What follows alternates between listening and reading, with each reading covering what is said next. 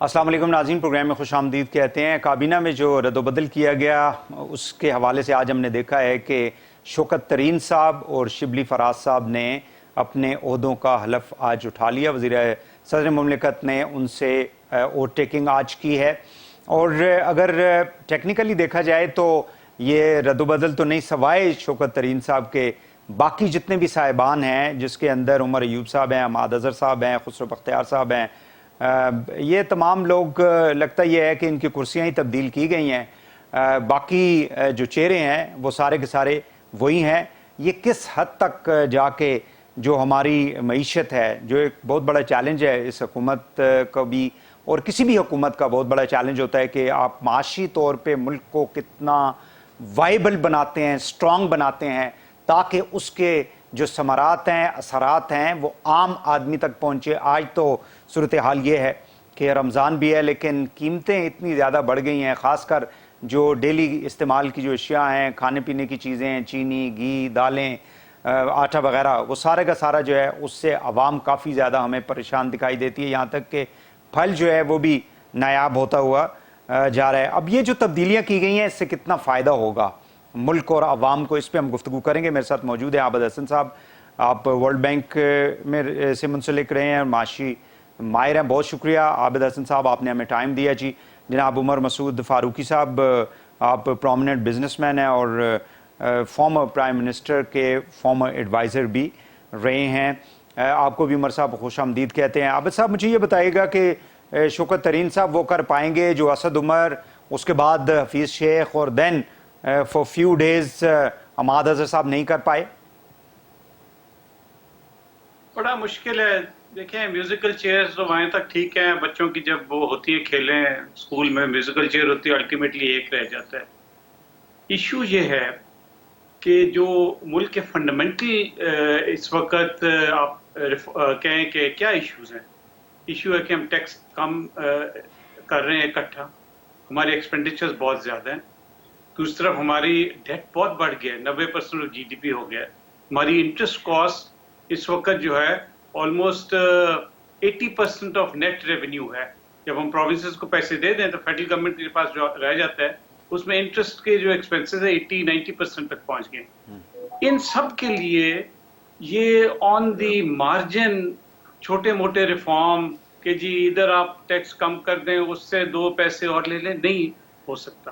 We have run the course for 20 years کہ آپ جس کو کہتے ہیں نا کہ ریفارمز آن دی مارجن۔ اب سبسٹینشیل ریفارم کے لیے آپ کو ایک ڈیپ پولیٹیکل کنسنسس چاہیے۔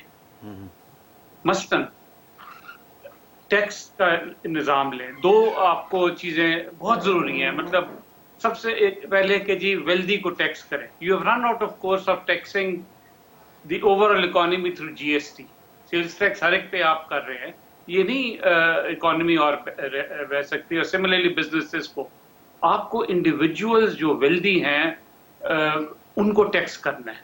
یہ بڑا مشکل کام ہے کیونکہ جو ویلدی لوگ ہیں وہی ملک چلاتے ہیں، اپنے آپ کو کوئی نہیں ٹیکس کر سکتا۔ It's only through mature political system کہ ویلدی کو ٹیکس کریں اور اس میں سے باہر نکلیں۔ دوسرا پروونشل ٹیکسز، ہمارے یہاں پراپرٹی کا ٹیکس، انڈیا میں پراپرٹی ٹیکس جو ہے پنجاب میں اور سندھ میں، اگر ممبئی کو سندھ سے کمپیئر کرے، کراچی سے، لاہور کو کمپیئر کرے، امرتسر سے، 3-4 گنا زیادہ پراپرٹی ٹیکس ہے انڈیا میں۔ وہی لوگ ہیں، ویسے ہی مطلب ہے۔ تو اس کے لیے اگین پولیٹیکل کنسنسس چاہیے، اور جب تک یہ 2 چیزیں نہیں ہوں گی، سملرلی ایکسپینڈیچر، ابھی پروونشل گورنمنٹ، فیڈرل گورنمنٹ میں بہت ویسٹ ہے۔ آپ ٹھیک ہے پرائم منسٹر صاحب نے ایک سمبولک کیا کہ اپنے گھر چلے گئے، بٹ یہ تو ایک وہ کہتے ہیں مطلب very small drop in the ocean والی بات ہے۔ صحیح ہے۔ ہر ایکسپینڈیچر پہ آپ کے مطلب ڈیولپمنٹ ہوئے، کرنٹ ہوئے، دیر از ویسٹ۔ ٹھیک ہے عابد صاحب، میں یہ پوچھنا چاہوں گا کہ ترین صاحب، do you think will he make a change? In likely نا، کیا کریں گے؟ ٹھیک، کنسنسس انٹل کہ کوئی ڈیپ پولیٹیکل کنسنسس معاشی اصلاحات کے حوالے سے نہ کی جائیں، اٹس ناٹ پاسبل۔ عمر صاحب میں آپ کی طرف آؤں گا، what's your opinion? Prime minister صاحب نے جو اس مطلب پیداوار کے وزیر کو اٹھا کے ایک جگہ لگا دیا، انرجی والے کو وہاں پہ اکنامک افیئر میں لگا دیا، مطلب مجھے سمجھ نہیں آ رہی ہے کہ یہ اس طرح کی تبدیلیوں سے پرائم منسٹر صاحب کیا اہداف حاصل کرنا چاہتے ہیں؟ کیا کہیں گے آپ؟ دیکھیے شکریہ جی، میں یہ سمجھتا ہوں کہ پاکستان اس وقت کی جو اکانومی ہے اس وقت سب سے زیادہ ونربل ہے جب سے پاکستان بنا، اور میں یہ سمجھتا ہوں کہ اس قسم کی ونربلٹی کو ڈیل کرنے کے لیے ایمرجنسی سٹیپس لینے پڑیں گے، اور یہ چہرے تبدیل کرنے سے کوئی فائدہ نہیں ہوگا۔ دیکھیے ابھی تک یہ جو لوگ ہیں، جو اکنامک ٹیم ہے، دے ہیو فیلڈ، تو پرائم منسٹر کو اگر کسی طریقے سے اپنے آپ کو کامیاب کرنا ہے، ان کے پاس وقت بھی تھوڑا ہے، تو اس کے لیے ان کو ایمرجنسی ایک پول بنانا پڑے گا جس کے اندر یہ چہرے پیچھے لانے پڑیں گے۔ دیکھیے میں سمجھتا ہوں کہ شوکت ترین صاحب ہیں، ان کا بینک فیل ہو گیا، اٹ از اے فیلئر، تو وہ کیا مطلب what can a banker actually going to offer to the economy of this kind of economy to Pakistan, کیونکہ ان لوگوں کو گراؤنڈ ریالٹیز نہیں ہوتی۔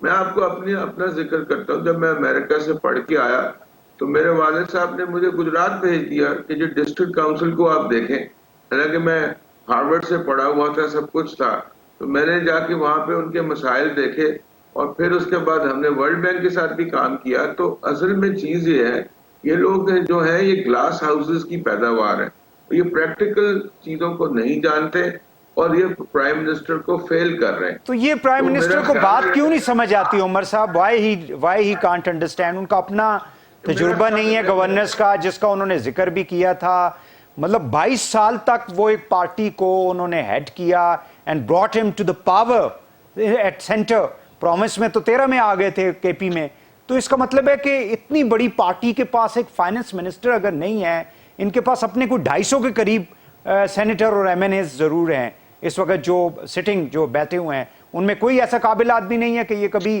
کسی ٹیکنوکریٹ کو لے آتے ہیں، کبھی کسی کو؟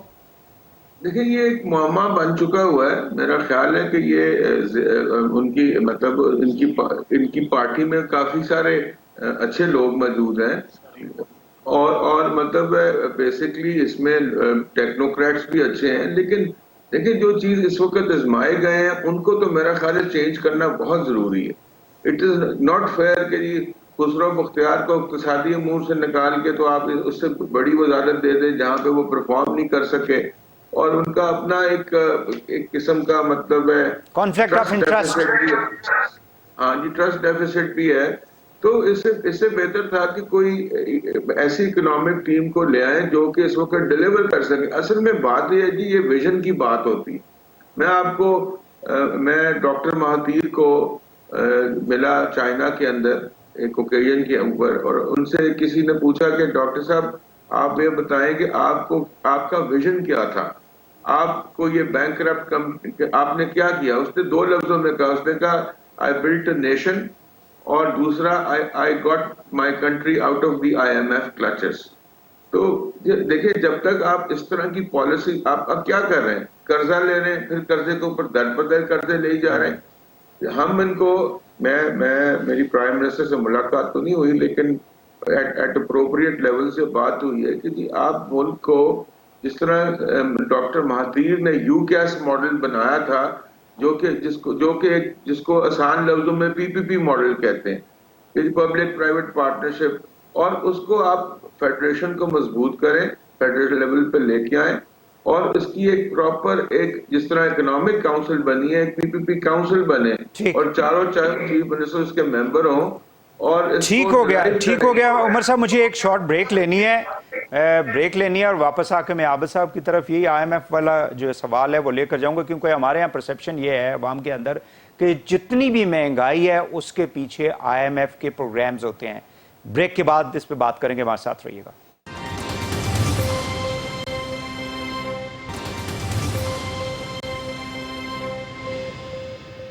Welcome back. عابد صاحب مجھے کائنڈلی یہ بتائیے گا، بریک سے پہلے جیسے میں نے کہا کہ ہمارے ہاں ایک پرسیپشن پایا یہ جاتا ہے کہ جتنی بھی مہنگائی پاکستان کے اندر جو عوام فیس کر رہی ہے اس کے پیچھے IMF ہے, یعنی عالمی مالیاتی ادارے ہیں, خاص کر یہ جو IMF کے پروگرامز میں جاتے ہیں, تو یہ پرسیپشن کس حد تک درست ہے؟ اور باقی جو چیزیں ہیں اس کے اندر ڈالر کی قیمت میں اضافہ, بجلی اور گیس کی قیمتوں میں اضافہ, نئے ٹیکسز, مافیاز کی کارروائیاں, غیر ضروری ظالمانہ منافع خوری, یا حکومتوں کی نااہلی ہوتی ہے مہنگائی کے پیچھے؟ دیکھیں کچھ حد تک یہ ٹھیک ہے. آئی ایم ایف کا کیا, جس ملک میں جاتے ہیں ان کے صرف 2 آبجیکٹیوز ہوتے ہیں کہ ایکسپورٹ اور امپورٹ کا بیلنس ٹھیک ہو تاکہ آپ کے ڈالر آئیں اور ریزروز بڑھیں, ٹھیک نا. اور وہ اس کا ایک ہی مطلب بہت انسٹرومنٹس ہوتے ہیں وہ کرنے کے لیے, بٹ پرائمری انسٹرومنٹ جو ہے وہ ایکسچینج ریٹ ہے کہ آپ امپورٹس کو مہنگا کریں, ایکسپورٹرز کو زیادہ روپے ملیں گے, ان کی پروفیٹیبلٹی بڑھے گی, وہ اور ایکسپورٹ کریں گے. جب آپ ایکسچینج ریٹ کو کرتے ہیں تو اس سے جس طرح آپ کا ایکسچینج ریٹ بڑھا, تیل کی قیمت بڑھی, مہنگائی بڑھ جائے گی, ٹھیک ہے نا. ایک تو ہے. دوسرا وہ کہتے ہیں کہ جی فسکل ڈیفیسٹ ریڈیوس کریں. ابھی ایک کلاسک ایگزامپل آپ کا پاور سیکٹر, انرجی میں اس وقت آپ 100 بلین یونٹس سیل کرتے ہیں جس میں 3 روپے فی یونٹ جو ہے سبسڈی ہے, یعنی کہ 300 بلین آپ کی انرجی کی سبسڈی ہے. اور یہ سبسڈی بڑھتے بڑھتے ابھی اس اگر 2,500 ارب کا سرکولر ڈیٹ ہو گیا. آئی ایم ایف کہہ رہی ہے کہ یار یہ آپ انرجی کی قیمت بڑھائیں تاکہ آپ کی پہلے سبسڈی ختم ہو اور اس کو آہستہ آہستہ آپ سرکولر ڈیٹ کم کریں. ایشو یہ ہے کہ کہیں سے تو یہ 300 بلین آنے ہیں نا. اگر گورنمنٹ یہ کہتی جی میں انرجی کی قیمت نہیں بڑھاؤں گا تو پھر 300 بلین وہ کہیں سے کٹوتی کرے گا, ٹھیک ہے نا. سو آئی ایم ایف ٹھیک ہے, اب انرجی کے پیچھے تو ہے کیونکہ ہمارے 20 سال سے یہ ہم انرجی ایک جو ہے کہ سرکولر ڈیٹ کا پرائسنگ کرائسس ہے. تو یہ تو ایک سوسائٹی اور حکومت پہ ہے کہ کس طرح وہ فسکل ڈیفیسٹ کم کرے تاکہ پبلک ڈیٹ کم ہو. آئی ایم ایف تو یہ کہتا ہے کہ جی اپنا پبلک ڈیٹ آپ کا انسسٹینیبل ہو گیا ہے تو اپنے خرچے کم کریں, اور آسان خرچے جو کم مشکل ہے کہ جی اپنی انرجی سبسڈیز کم کریں. اچھا عابد صاحب, مجھے سوری ٹو کٹ یو, مجھے یہ بتائیں کہ ہمارے جو انرجی کے منسٹرز جتنے بھی آئے اس سے پہلے, پچھلے لیٹ اس سے کہ ہم 2 گورنمنٹس کی بات کر لیتے ہیں, یہ تیسری گورنمنٹ ہے. عمر ایوب صاحب جو ہیں فائننس کے اندر بھی رہے اور مطلب ایکسپیرینس بھی ہے ان کا, یہ نہیں ہے کہ کوئی بالکل ہی فریش تھے. یہ کیوں نہیں کچھ کر پائے کہ یہ پائل اپ کر کے اتنا زیادہ جو ہے ہمارا سرکولر ڈیٹ اوپر چلا گیا؟ انہوں نے کیا ریفارمز کی ہوں گی؟ دیکھیں اس میں عمر ایوب از اے مطلب educated person, I know him personally, is very good, high integrity, high quality. مسئلے آپ کے ڈیپ پولیٹیکل مسئلے ہیں, it's not a technical issue.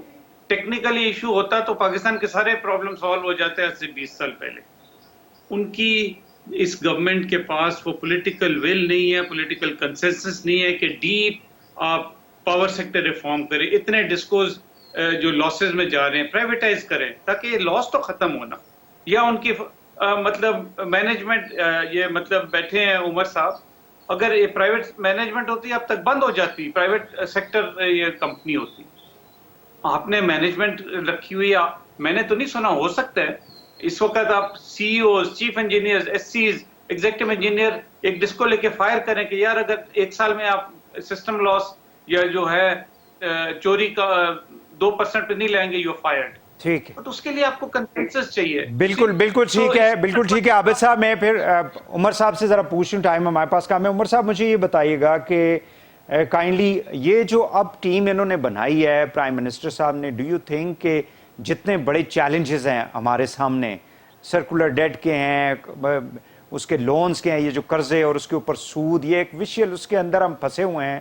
تو اس پورے دیکھیں نا, وہاں پہ عشرت حسین صاحب کو انہوں نے بٹھایا ہوا ہے, وہ ارباب صاحب بھی ہیں, کوئی ایک بیوروکریٹ ریٹائرڈ ہیں, یہ سارے لوگ یہ کیا ریفارمز لے کر آئے ہیں؟ مطلب ان کی ٹیم کیا کیا ہے 2.5-3 سالوں کے اندر انہوں نے؟ دیکھیے جی, اس وقت تو ہمیں ریفارم سے زیادہ پیسوں کی ضرورت ہے, اور آبویسلی آئی مین گورننس تو ہونی چاہیے آپ کی, لیکن جو آپ کسی قسم کا بھی ٹارگیٹ میٹ کرنا چاہتے ہیں وہ آپ بالکل کوئی انوویشن نہیں ہے. تو میں نہیں سمجھتا کہ یہ والی ٹیم جو ہے پرائم منسٹر کو ریئلائز کرنا چاہیے یہ تو ٹیم اب آلریڈی 2.5 سال سے یہ چلا چکے ہوئے ہیں. اور یہ حفیظ شیخ تھے, وہ پچھلی گورنمنٹ میں بھی تھے, پیپلز پارٹی میں بھی تھے, تو ہر گورنمنٹ میں سکسیسفل گورنمنٹ کے اندر انہوں نے مطلب he was a failed finance minister. تو ایسی کون سی چیز تھی؟ Why are we bringing these failed people to the cabinet over and over again?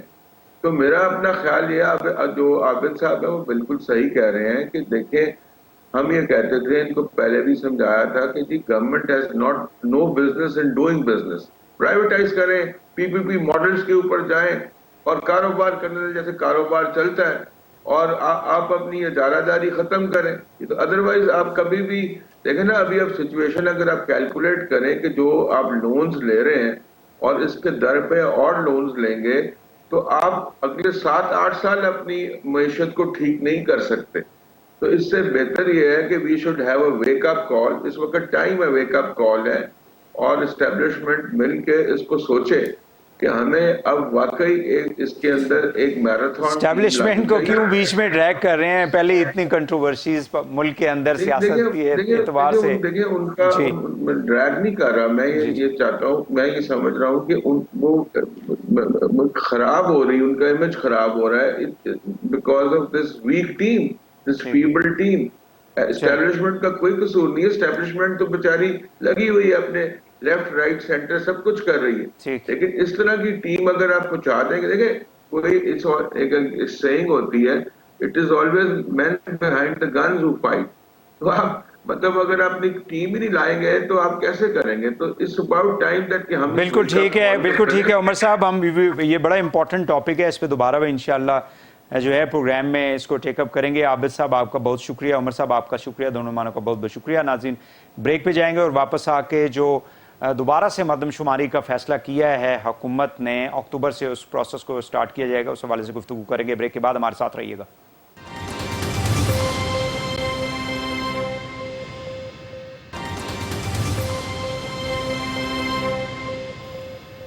Welcome back ناظرین. اس سیگمنٹ میں ہم گفتگو کریں گے مردم شماری کے حوالے سے. آپ کو معلوم ہے کہ حال ہی میں مشترکہ مفادات کونسل کا اجلاس ہوا اسلام آباد کے اندر. چاروں وزرائے اعلیٰ, چیف سیکرٹریز اور باقی جو لوگ تھے اس کے اندر شامل تھے. وزیر اعظم نے اس کی صدارت کی اور اس میں یہ فیصلہ کیا گیا کہ 2017 کے جو مردم شماری کی گئی تھی, جس کے اوپر کافی زیادہ ہم نے دیکھا کہ آبجیکشنز ریز ہوئے, خاص کر ایم کیو ایم کی جانب سے, اور انہوں نے کہا کہ کراچی کی جو آبادی اس کے اندر ظاہر کی گئی ہے وہ کم دکھائی گئی ہے. اور ظاہر ہے کہ جب آپ آبادی کو کم دکھاتے ہیں تو جو ریسورسز ہوتے ہیں اس شہر کے یا پروونس کے وہ کافی زیادہ متاثر ہوتے ہیں. تو آج کے اس سیگمنٹ میں ہم گفتگو کریں گے کہ اب جو ہماری کونسل آف کامن انٹرسٹ نے یہ فیصلہ کیا ہے کہ دوبارہ اکتوبر میں ان کو آغاز کیا جائے گا, یعنی نارملی تو 10 سال کے بعد یہ آئین کے مطابق کنڈکٹ کروائے جاتے ہیں جو سینسز ہوتے ہیں, مردم شماری ہوتی ہے, لیکن اب یہ فیصلہ کیا گیا ہے کہ اکتوبر میں تقریباً 1.5 سال کے عرصے میں اس کو کمپلیٹ کیا جائے گا. کیا ایم کیو ایم کے جو تحفظات تھے اس حوالے سے وہ کس حد تک دور ہوئے ہیں, اور اس سے ریلیٹڈ جو سوالات ہیں ترقیاتی کاموں کے حوالے سے, فنڈز کے حوالے سے, وہ بھی ہم اس سیگمنٹ کے اندر ڈسکس کریں گے. میرے ساتھ موجود ہیں سینیٹر فیصل سبزواری صاحب, آپ مرکزی رہنما ہیں ایم کیو ایم پاکستان کے. بہت شکریہ فیصل صاحب, آپ ہم نے ٹائم دیا. جی سب سے پہلے تو یہ بتائیے گا کہ آپ نے ایک میڈیا کو ایڈریس بھی کیا تھا میٹنگ کے بعد, اور یہ آپ لوگوں کی کامیابی ہے کہ ایک بہت امپورٹنٹ ایشو تھا جس کو آپ لوگ پی ٹی آئی کی گورنمنٹ کے ساتھ ٹیک اپ کیا ہوا تھا, کیا کہیں گے؟ جی بہت شکریہ بھائی صاحب. دیکھیں یہ ہمارا نقطہ اول تھا تحریک انصاف کے ساتھ جو مفاہمتی یادداشت تھی ہماری, جو عمران خان صاحب کے وزیر اعظم بننے سے پہلے جس پہ دستخط ہوئے, اور اس میں ہم نے یہ نقطہ رکھا تھا کہ مردم شماری کا کم از کم 5% 2017 کا آڈٹ کروایا جائے, جو پارلیمان کی مشترکہ قرارداد تھی. ہماری خواہش یہی تھی کہ وہ آڈٹ ہو جائے تاکہ ہمارے خدشات یا تو غلط ثابت ہو جائیں یا پھر جو ہمارے خدشات ہیں وہ درست ثابت ہوں, اور ان کو پھر ایڈریس کیا جائے اور مردم شماری کو بہتر کیا جائے. بدقسمتی کے ساتھ 2017 کی مردم شماری پر 2020 تک پی ٹی آئی کی حکومت بھی کچھ نہیں کر سکی. 2020 میں جب دوبارہ ہم سے مذاکرات ہوئے تو ہم نے پھر یہ نقطہ رکھا کہ جناب آپ نے مردم شماری کے اوپر اس کو سیٹل کرنا تھا, کیونکہ کراچی شہر کا مسئلہ دو دھاری ہے. پہلا تو یہی ہے کہ جو آپ نے فرمایا اپنے انٹرو میں کہ وسائل کم ہو جاتے ہیں، اور وسائل کیونکہ وفاق سے ہمارا جو نظام ہے اس میں صوبے کو ملتے ہیں. صحیح. شہر کی بدقسمتی یہ ہے کہ صوبے کو تو آ جاتے ہیں کراچی کی آبادی کے وسائل، صوبائی حکومت وہ بھی نہیں دیتی، پہلی بات. دوسرا جو مسئلہ ہے وہ یہ ہے کہ ہمارا یہ ماننا ہے کراچی، حیدرآباد اور دیگر جو سندھ کے شہر ہیں وہ ملا کے کوئی 55-60% بنتے ہیں صوبے کا. اگر ان کی آبادی درست گن لی جائے تو یہاں کی نشستیں آپ کو بڑھانی پڑیں گی. یہاں صوبائی اسمبلی کی نشستیں، قومی اسمبلی کی نشستیں، جو طاقت کا توازن ہے وہ آبادی کے حساب سے ہو جائے گا. اس وقت غیر فطری ہے یہاں پر. تو بہرحال تحریک انصاف کے دوستوں نے ہم سے یہ کہا کہ بھائی یہ تو 3 برس گزر چکے ہیں، اب یہ آڈٹ ہونا تو اس حد تک ممکن نہیں ہے. ہم نے کہا پہلے حل نکالا جائے. حل ایک یہ تجویز کیا گیا ہماری گفتگو میں، پھر آپ نئی مردم شماری کی جانب جائیے، کیونکہ آڈٹ کا مقصد بھی یہی تھا کہ 2017 پر خدشات ہیں اس لیے آڈٹ کروایا جائے. اور نئی مردم شماری کا اعلان بھی یہ ریٹریٹ کرتا ہے، یہ بات ثابت کرتا ہے کہ 2017 کے اوپر کوئی بھی فریق وفاق پاکستان کا مطمئن نہیں ہے. اس لیے جلد از جلد 10 برس کا عرصہ نہیں ٹھہرا جائے بلکہ جلد از جلد نئی مردم شماری کا اعلان کر دیا جائے. یہ مردم شماری تو یقینی طور پہ صرف کراچی نہیں ہوگی، سارے ملک میں، پورے ملک. جی پورے ملک میں ہوگی. ہمارا قطعی یہ مطالبہ نہیں تھا، کیونکہ آپ کے علم میں ہے کہ کے پی سے بھی کچھ آوازیں آئی تھیں اور بلوچستان کے بھی دوست ہمارے پٹیشن میں گئے تھے جو بلوچستان ہائی کورٹ کے پاس گئے تھے. انہیں بھی مردم شماری کے اوپر اعتراضات تھے. فاٹا کے حوالے سے بھی شاید لوگوں کو کچھ کنسرنز تھے. جی ہاں جی، رورل سندھ سے بھی اعتراضات ہیں. تو کم و بیش سب جگہوں سے اعتراض آئے تھے. ہمارا یہ کہنا ہے کہ دیکھیے مردم شماری پاکستان جیسے ملک میں، خاص کر جہاں قومی مالیاتی کمیشن ایوارڈ ہوتا ہے بہت حد تک آبادی کی بنیاد پر، جہاں ایک ایک روپیہ وفاق پاکستان جو ٹیکسوں سے لیا گیا ہے وہ دیتا ہے واپس آبادی کی بنیاد پر، وہاں اگر آپ کسی بھی شہر، کسی خطے، کسی صوبے کی آبادی کم گنیں گے تو پاکستان جیسی فیڈریشن میں، وفاق میں بہت مسائل پیدا ہو سکتے ہیں. اس لیے اس کو خامیوں سے عاری ہونا چاہیے. اس کے لیے آپ کیا کریں، جو گلوبل بیسٹ پریکٹسز ہیں دنیا بھر میں، دنیا بھر میں مردم شماری ہوتی ہے نا، کہیں پر بھی اس طرح کی اعتراضات نہیں آتی، کوئی وجہ ہوگی.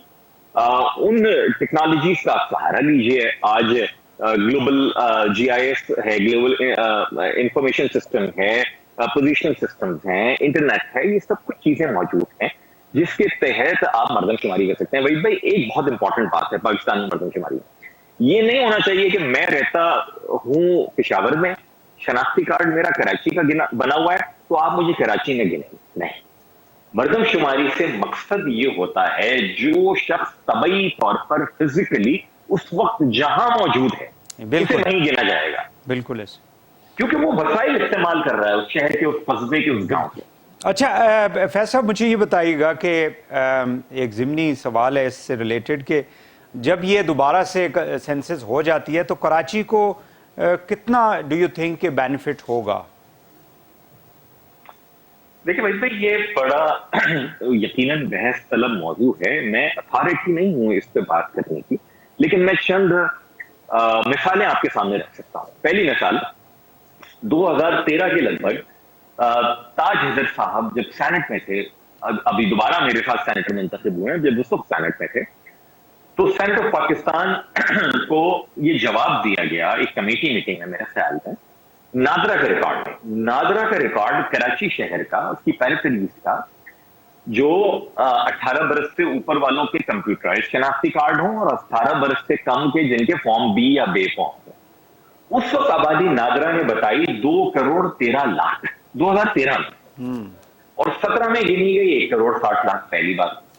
دوسری بات یہ کہ یو این ڈی پی ہے، یونیسکو ہے، یہ سارے کے سارے ادارے آپ دنیا بھر کے اداروں کو اٹھا کے دیکھ لیجئے جن کا کام امداد بانٹنا ہے یا آبادی کی بنیاد پہ تخمینے لگانا ہے، ڈیولپمنٹ ایجنسیز ہیں، وہ سب کراچی شہر کو کم از کم 2.5 کروڑ سے اوپر کا شہر گردانتے ہیں. یہاں کیونکہ گروتھ 2 حوالوں سے ہوتی ہے، ایک تو جو نیچرل گروتھ ہے، دوسرا ملک کے دیگر خطوں سے لوگ آتے ہیں یہاں پر روزگار کے لیے، آج بھی آتے ہیں، آ رہے ہیں. تو اس آبادی کو جب تک اسرٹن نہیں کیا جائے گا اس وقت تک کراچی کا مسئلہ نہیں ہوگا. بالکل صحیح. فیض صاحب میں تھوڑا سا کر بھی لیا جائے. جی मैं ये चाहूंगा कि आप मुझे पानी दें ना आबादी के हिसाब से, जी आप मुझे मेरे वसाइल भी तो दें। बिल्कुल सही है, मेरी नशिस्तें दें। बिल्कुल बिल्कुल आप सही फरमा रहे हैं। मुझे ये बता दें कि अप्रॉक्सीमेटली आप लोगों को एक अंदाजा तो होगा कि कितनी सूबाई सीटें और कौमी असम्बली की सीटें जो है वो बढ़ सकती हैं, मतलब that's Karachi as well as Hyderabad, जो मतलब शहरी इलाके हैं उसके अंदर। जी शहरी इलाके जो हैं वहीद भाई, अगर यहाँ मुनसिफाना मर्दमशुमारी हो जाए तो सिर्फ कराची और हैदराबाद सूबे सिंध की आबादी का कम से कम 50%, कम से कम 50%। आज भी कराची शहर कम से कम 40% है पूरे सूबे की आबादी का। Sindh is a highly urbanised province. फिर मीरपुर खास शहर में आ जाए, आप नवाबशाह शहर में आ जाए, तो यहाँ शहरी आबादी ज्यादा हो गई है। जब आबादी को दुरुस्त गिन लिया जाएगा, वसाइल उसकी बुनियाद पर तकसीम करने होंगे। मेरी एक ऐसे सूबे में जहां पूरे पाकिस्तान में कहीं सूबाई कोटा मौजूद नहीं है शहरी और देही का, मेरे सूबे में मौजूद है। इसलिए यहाँ पर आबादी को दुरुस्त गिनना भी बहुत अहम है, इसलिए कि वफाक पाकिस्तान का कोटा तो आईन के तहत सब जगह मौजूद है। फाटा का इतना है, केपी का इतना है, कश्मीर का इतना है। सूबाई कोटा केपी में, पंजाब में, बलूचिस्तान में नहीं है, मासिवा सिंध के। मेरे यहाँ होता यह है कि जो रूरल सिंध से हुक्मरान आते हैं वो ये तय कर रहे हैं कि मैंने शहरी सिंध को ये हिस्सा देना भी है या नहीं देना। वो जाली डोमिसाइल बनवाते हैं, वो अपनी मर्जी का पब्लिक सर्विस कमीशन बनाते हैं। तो ये बहुत कॉम्प्लेक्स सिचुएशन है और वफाक पाकिस्तान के पास ये एक चांस है कि मर्दमशुमारी दुरुस्त करवा लें, तमाम टेक्नोलॉजी इस्तेमाल करके, तमाम इख्तियार इस्तेमाल करके, और कराची को फलता फूला देखें। उसके बदौलत पाकिस्तान फलेगा फूलेगा। चलिए, मुझे ये बताएं कि वज़ीर आज़म साहब, आप चूंकि इत्तेहादी हैं और आप लोगों के साथ कुछ वादे भी किए हैं, खासकर डेवलपमेंट पैकेजेस के हवाले से, और वज़ीर आज़म साहब अभी भी सिंध गए हुए थे कल, और कुछ और भी पैकेजेस का उन्होंने ऐलान किया, तो वो प्रोग्रेस क्या है, कहाँ पे पहुंचे हैं वो? देखिए भाई, दो बातें हैं। एक तो ये कि मर्दमशुमारी का सिर्फ बात चल रही थी। जब वज़ीर आज़म पाकिस्तान को मैंने मेंशन किया, मैंने जाती तौर पे और कंपैरिजन दिया है कराची को और दीगर शहरों की आबादी का, तो वो भी हंस पड़ते हैं कि क्या मजाक हुआ है 2017। पहली बात। दूसरी बात ये कि हमें ये भी समझना चाहिए, और हम समझते हैं जिम्मेदार सियासी जमात होने के नाते, कि 18वीं तरमीम के बाद इख्तियारात और वसाइल की बहुत बड़ी तादाद तो चली गई है सूबों के पास। विफाक के पास जो महकमे हैं उनसे बराह रास्त डिलीवरी नहीं हो सकती आम आदमी की। बल्दियात का महकमा नहीं है, सेहत का नहीं है, तालीम का नहीं है। उसके बावजूद क्योंकि हम वफाकी हुकूमत के साथ हैं, इसलिए हमने उनसे उम्मीदें बांधी हैं। बदकिस्मती के साथ वफाकी हुकूमत को जिस सूरत के साथ, जिस स्पीड के साथ ये डेवलपमेंट प्रोजेक्ट्स चलाने चाहिए थे, और मैं ये समझता हूं कि उन्हें प्रोविंशियल गवर्नमेंट के साथ एक कोई वर्किंग रिलेशनशिप बनानी चाहिए थी ताकि यहाँ काम बेहतर हो सके, वो नहीं कर सकी वफाकी हुकूमत। और यही वजह है कि डेवलपमेंट प्रोजेक्ट्स हम कराची शहर में देख रहे हैं। ऐलान तो बड़े बड़े हुए हैं, लेकिन उस पर काम में कहीं वफाकी हुकूमत की ब्यूरोक्रेसी आड़े आ रही है, तो कहीं सिंध हुकूमत की मखासमत आड़े आ रही है, और रुल रहे हैं कराची वाले। तो ये मुझे बताइएगा कि आप लोगों ने पहले भी एक दफ़ा जो है वो काबीना से बाहर जाने का ऐलान किया, उसके बाद वज़ीर आज़म साहब ने आपको मना लिया था। सो अब कोई इज़ देयर एनी डेडलाइन कि जी अगर आपने इस टाइम तक हमारी बाकी जो मुतालबात हैं उसके अंदर, आप लोगों के दफातर का भी कोई इशू था जो बंद थे या उन्होंने खुलना था, तो वो कोई डेडलाइन है आप लोगों की? जी, तो ताहयात तो कोई भी हिमायत नहीं होती भाई। हम वक्त बे वक्त हम बैठते हैं, गाहे बगाहे याद दिलाते हैं हुकूमत को कि जनाब आपके ये बातें हैं। और याद रहे कि चलिए एमकेएम पाकिस्तान की तो बहुत कम नशिस्तें हैं आज कराची शहर में। तहरीक इंसाफ के पास 2/3 अक्सरियत है कराची शहर में। वो किस मुंह से जाएंगे अवाम के पास जब उन्होंने वोट मांगना होगा और डिलीवर करना होगा? तो हम उनको याद दिलाते रहते हैं। और मिसाल के तौर पर जो आपने बताया कि हम 2020 के अवाइल में काबीना से निकल गए थे, मुतालबात पूरे नहीं हो रहे थे, तो हुकूमत ने फिर हमसे कोई 25 अरब रुपए के डेवलपमेंट प्रोजेक्ट्स का वादा किया कराची शहर के लिए। 1 अरब रुपए रिलीज भी हो गए, लग भी गए। फिर क्या हुआ? जनाब सिंध हुकूमत का सुर्ख फीता आ गया और उन्होंने कहा नहीं, हमारी मर्जी के बगैर तो आप यहाँ डेवलपमेंट का काम नहीं कर सके। यानी जुल्म ये देखें, पाकिस्तान में सियासत के नाम पर हो ये रहा है कि आवाम के टैक्सों का पैसा आवाम पर खर्च करने के लिए, क्योंकि एक हुक्मरान जमात सूबे की कहती है कि मेरी वाहवाह नहीं होगी तो मैं ये काम नहीं होने दूंगा, तो उसका शिकार हो रहा है कराची शहर।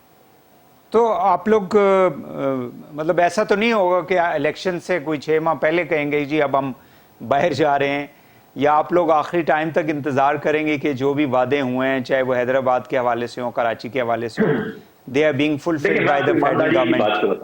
بہت ایمانداری سے بتاؤں آپ کو، ہمارے یہاں ایم کیو ایم کی رابطہ کمیٹی میں کیا ڈسکشن ہوتا ہے، یہ ہوتا ہے کہ جناب یہاں تو مسائل حل نہیں ہو رہے ہیں، جو وحید بھائی نے جن خدشات کا ذکر کیا کہ کیا ہم آگے جا کے حکومت چھوڑیں گے، الیکشن سے پہلے چھوڑیں گے، کیونکہ یہ ریپوٹیشن رہی ہے ہماری جب ہم زرداری صاحب کے ساتھ پارٹنر تھے تو ہم یہ کرتے رہے، یا پھر یہ ہوتا ہے کہ جناب ہم یہ حکومت چھوڑ کے چند نشستوں کے اوپر کیا کریں گے، اب پیپلز پارٹی کے ساتھ جا کر بیٹھے، جو پیپلز پارٹی شہر سندھ کو بائی پالیسی تباہ کر رہی ہے، بدقسمتی کے ساتھ وہ پورے پاکستان میں پاکستان پیپلز پارٹی ہے، صوبے میں سندھ پیپلز پارٹی ہے، تو میرے آپشنز بہت محدود ہیں، میرے پاس دستیاب جو آپشنز ہیں اب وہ نہیں ہے، اسی لیے ہم بار اور بہتر یہ ہے کہ پروسیس کے اندر پارٹیز کو رہنا چاہیے بھلے سیٹیں جتنی بھی ہوں، بیکاز الیکشنز کے دوران جب نئے الیکشن آئیں گے تو ڈیفینیٹلی ایک زمانہ تھا کہ نیشنل اسمبلی میں آپ لوگوں کی 25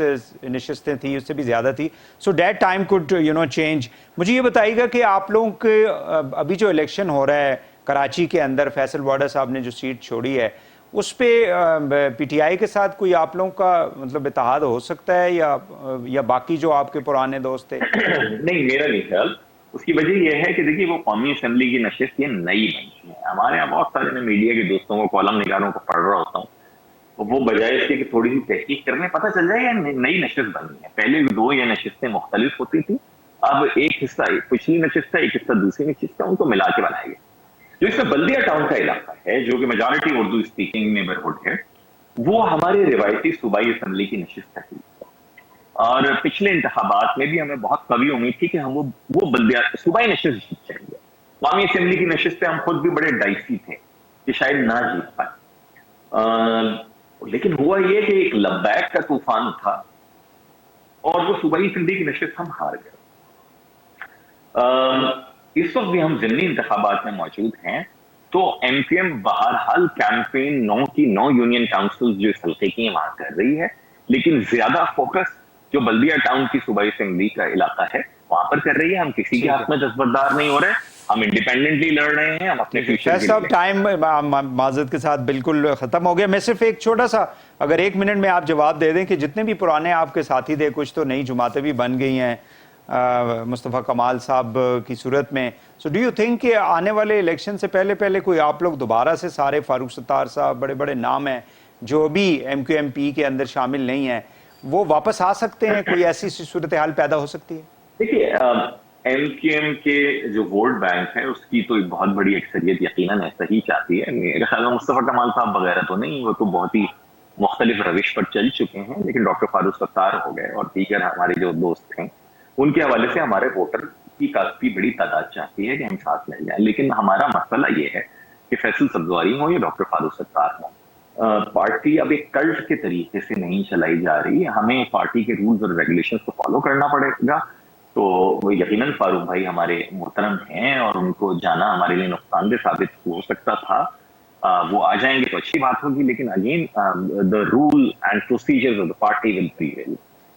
بہت شکریہ سینیٹر فیصل سبزواری صاحب، we were discussing about the census جو کہ آپ آگے ہوں گے، جو ایک بہت بڑا مطالبہ تھا ایم کیو ایم کا، باقی بھی سیاسی جماعتوں کا، اس میں پیپلز پارٹی کا بھی یہ مطالبہ تھا، اس حوالے سے گفتگو کی جا رہی تھی۔ ناظرین آج کے لیے اتنے ہی، کل دوبارہ آپ سے ملاقات ہوگی، اجازت دیجیے، اللہ حافظ۔